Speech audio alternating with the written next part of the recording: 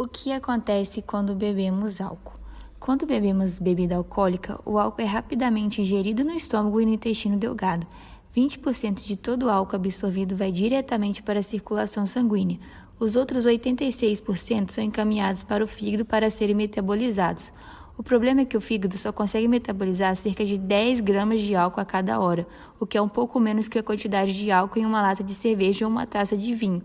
Portanto, se tomarmos em pouco espaço de tempo equivalente a 5 taças de vinho, o fígado vai precisar de aproximadamente 6 horas para inativar todo esse volume.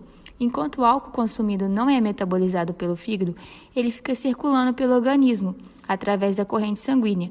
Quanto mais alta for a concentração de álcool no sangue, mais efeito ele terá no nosso cérebro. Imagine que você está em uma festa com os amigos e começa a beber. Após a primeira taça de vinho ou lata de cerveja, a sua concentração sanguínea de álcool atinge 0,02 a 0,04 gramas por decílitro. Com esse nível, você se sente mais relaxado e com a sensação de bem-estar.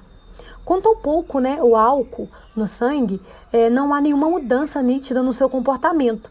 Pouco tempo depois da primeira taça, já na segunda taça, sua concentração sanguínea de álcool agora atinge 0,06 a 0,10 gramas por decílitro. Nessa fase, a ação do álcool no cérebro inibe a liberação do ADH, que é o hormônio que controla o volume de água eliminada na urina pelos rins. Sem o ADH, os rins deixam de controlar o volume de água eliminada na urina pelos rins e também deixam de reter água e a produção de urina começa a aumentar consideravelmente.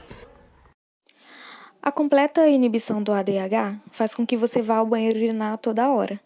Em pouco tempo, você terá urinado um volume de água superior àquele que foi ingerido com as bebidas alcoólicas, dando início a um processo de desidratação, que é responsável pelos sintomas de boca seca, sede intensa, dor de cabeça e irritação logo ao acordar.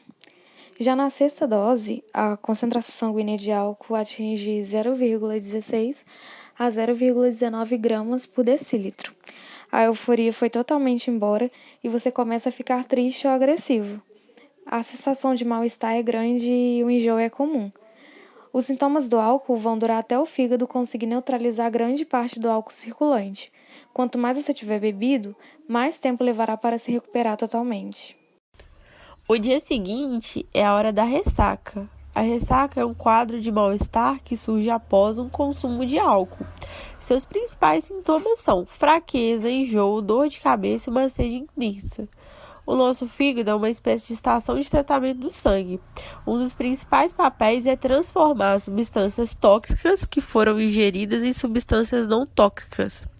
E é exatamente isso que acontece com o álcool, uma substância altamente tóxica, que ao chegar no fígado é transformada em ácido acético, que é uma substância que não nos faz mal. O problema é que o nosso fígado não consegue fazer essa transformação diretamente. Antes do álcool virar ácido acético, ele é transformado em acetaldeído, que para nosso azar é uma substância ainda mais tóxica que o próprio álcool. Portanto, quando bebemos, o nosso organismo fica inicialmente exposto a não só uma, mas a duas substâncias tóxicas. Como o nosso estômago consegue absorver em uma velocidade maior do que a capacidade de processamento do fígado, o álcool e o acetaldeído podem ficar circulando no nosso organismo por horas até que eles sejam finalmente transformados em ácido acético. Aquela sensação de mal-estar que surge no final da bebedeira é, em boa parte, reflexo da ação tóxica do acetaldeído no nosso corpo. A amnésia do dia seguinte também é resultado de um cérebro que foi intoxicado.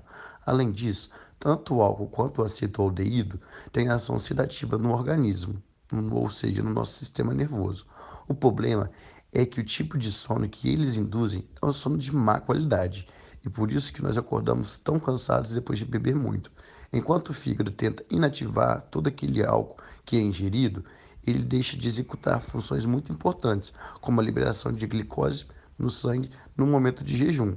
Logo, a fraqueza do dia seguinte também é resultado de um corpo que passou a noite intoxicando e lutando contra os baixos níveis de açúcar no sangue.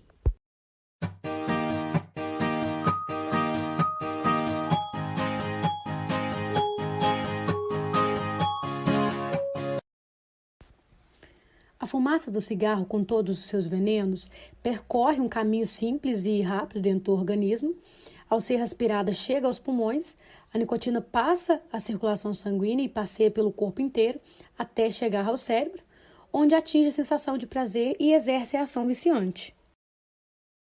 Entre 6 a 10 segundos para que a fumaça chegue ao cérebro após uma tragada.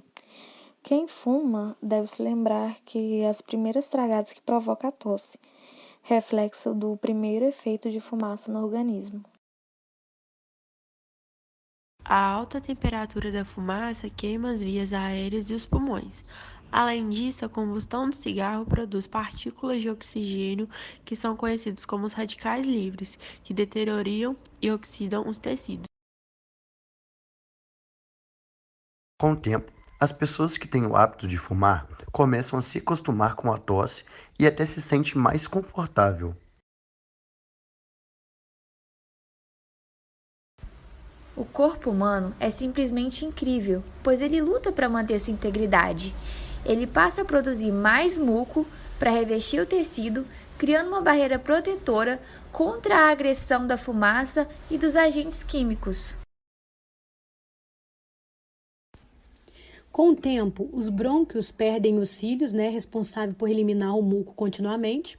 Logo começa a ficar inflamada a região dos brônquios e acumular secreção, caracterizando a bronquite, aquela bronquite que causa chiado, falta de ar e muita tosse. Geralmente, uma tossinha tudo bem. O problema é que os estragos vão além. São muitos e bastante graves. Um dos mais aflitivos é o enfisema pulmonar. O contato contínuo com substâncias tóxicas destrói os alvéolos pulmonares, estruturas responsáveis por oxigenar o sangue e tirar dele o gás carbônico. Isso quer dizer que respirar fica mais difícil. A pessoa se sente sufocada. E o pior, uma condição irreversível. O máximo que essa pessoa poderá fazer será não piorar.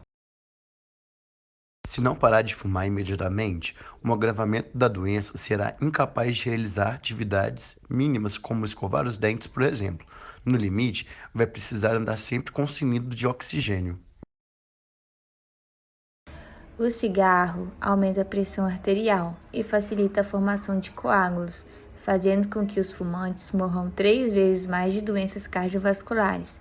De maneira geral, os fumantes morrem 3 vezes mais que os não fumantes.